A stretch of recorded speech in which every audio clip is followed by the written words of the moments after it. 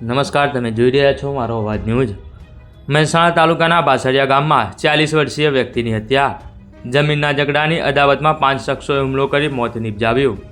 ધોકા અને હોકીના ફટકા મારી મોત નિપજાવ્યું। હુમલામાં મનીષ પરમાર નામના 40 વર્ષીય વ્યક્તિનું મોત। લાગત પોલીસ ઘટના સ્થળે પહોંચી તપાસ હાથ ધરી। મનીષ કુમાર કાંતિલાલ પરમાર। સામેવાળો વ્યક્તિ મારવાવાળો તો એમનું નામ શું? ભલજીભાઈ જણાભાઈ। અને એમના જોડે બીજા કોઈ હતા એમનું કોઈ નામ? કૌશિક કુમાર ભલજીભાઈ, પછી સંદીપ ભલજીભાઈ અને જસી। બધા કેટલા જણે થઈને માર્યો?